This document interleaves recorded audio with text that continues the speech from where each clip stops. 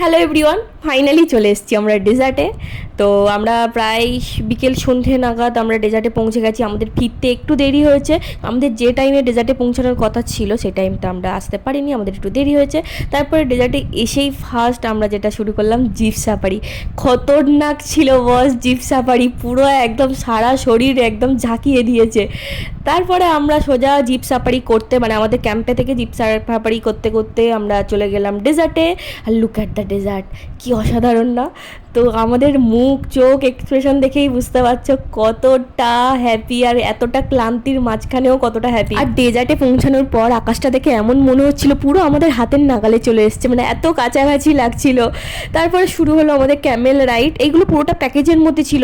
অনেকেই আমাকে টেক্সট করছিল যে কি ব্যাপার, কত টাকার কি প্যাকেজ। তোমাদের যদি কেউ জানার থাকে তোমরা আমাকে পার্সোনালি টেক্সট করো, আমি বলে দেবো। যারা যারা জিজ্ঞাসা করেছিল আমি মোটামুটি বলেই দিয়েছি। ওখান থেকে আমরা ক্যামেল রাইড করে তারপর আমরা আবার ব্যাক করলাম আমাদের ক্যাম্পে।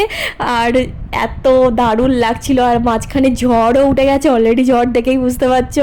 ওখানে শুরু হলো আমাদের ওয়েলকাম। খুব সুন্দরভাবে পুরো ঢাক ঢোল পিটিয়ে, মানে যেন আমরা বড় বউ এসেছি, পুরো ঢাক ঢোল পিটিয়ে আমাদের ওয়েলকাম হয়েছে। আর ডেজার্টের বুকে ঝড়, মানে সোজা কথায় বলতে গেলে মরুভূমিতে এসছে ঝড়।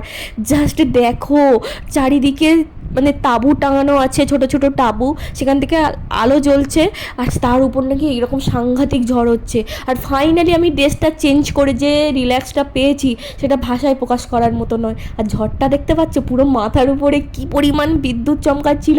মাঝখানে তো আমাদের ভয়ও লাগছিল যে আমরা ফিরতে পারবো তো, কারণ আজকে রাতে আমাদের ট্রেনও ছিল। তারপর আমরা সোজা চলে গেলাম আমাদের স্ন্যাক্স করতে। সন্ধ্যের এগুলো সবই প্যাকেজের মধ্যে ইনক্লুডেড।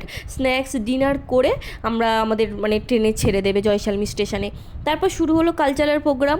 আমরা তো মাঝখানে একটু ভয় পেয়ে গেছিলাম, এত ঝোড়ো হাওয়া আর বিদ্যুৎ চমকাচ্ছিল। ভেবেইছিলাম যে কালচারাল প্রোগ্রাম তো দূরে থাক, আমরা না আটকে পড়ে যাই, আমাদের ট্রেনের টিকিট কাটা আছে। আর আমার বরকে দেখতে পাচ্ছ পুরো রাজকীয়ভাবে শুয়ে শুয়ে না মানে প্রোগ্রাম দেখছে। আর এখানে তো যেরকম হয় নর্মালি ওরা নাচলো, তারপরে ওদের সাথে সাথে আমরাও লাস্টে জয়েন করেছিলাম। যেই ক্লিপটা আমি আর অ্যাড করলাম না, কেননা আমার একটু কেমন কেমন লাগছিল। তারপরে আমার মেয়েটার নাচের থেকে ছেলেটার নাচটা যে কি ভালো লাগলো কি বলবো, মানে এত সুন্দর কোমর দোলাতে মেয়েটাও পারেনি, ছেলেটা এত সুন্দর করে কোমর দোলাচ্ছিল। যাই হোক, তারপর শুরু হলো আমাদের বোন ফায়ার প্রোগ্রাম, মানে ইনিই করেছিল। তো ওটা কিন্তু খুব রিস্কি ছিল। তো লাস্ট প্রোগ্রাম আমরা দেখলাম। আর আমাদের ট্রেন টাইমও ছিল, এই জন্য বেশিক্ষণ আমরা আর জিনিসটা কন্টিনিউ করতে পারিনি, যেহেতু প্রোগ্রামটা অলরেডি লেট করে শুরু হয়েছে। তো ওই কারণে আমরা আর জিনিসটা বেশিক্ষণ কন্টিনিউ করতে পারিনি। আর দেখতে পাচ্ছ যে বললাম লাস্টে ছিল গ্রুপ ডান্স। তো আমাকে দেখে আমার নাল দেখে কেউ হেসে। তারপর প্রোগ্রামের মতো চলছিল। আমরা ভাবলাম যে ঠিক আছে প্রোগ্রাম দেখতে দেখতে এখানে আমরা ডিনারটা করে নিই, ঠিক আছে। তো সেখান থেকে আমরা সোজা চলে গেছিলাম ডিনার করতে। আর ওখান থেকে বুফে সব ছিল, ওই কারণে আমরা আমাদের ডিনারটা প্লেটে করে নিয়ে, সামনে হচ্ছে কালচারাল প্রোগ্রাম আর এখানে আমরা ডিনার নিয়ে বসেছি। এখানে ছিল ভাত, ডালবাটি চুরমা, যেটা একদম রাজস্থানের অথেন্টিক মানে খাওয়া। এখানে ছিল ফুলকপি একটা সবজি, একটা হচ্ছে গাট্টা, তারপর মানে বেসন দিয়ে যে গাট্টা টাইপের, পনির, দো পেঁয়াজা ছিল, স্যালাড ছিল। তো এখানে একদম খাবারগুলো এখানে পুরো ভেজিটেরিয়ান, ঠিক আছে।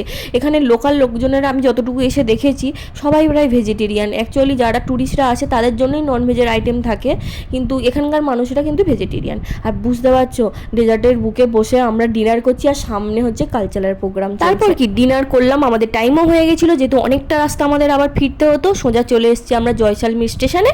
তো চলো টাটা, আবার দেখাবে।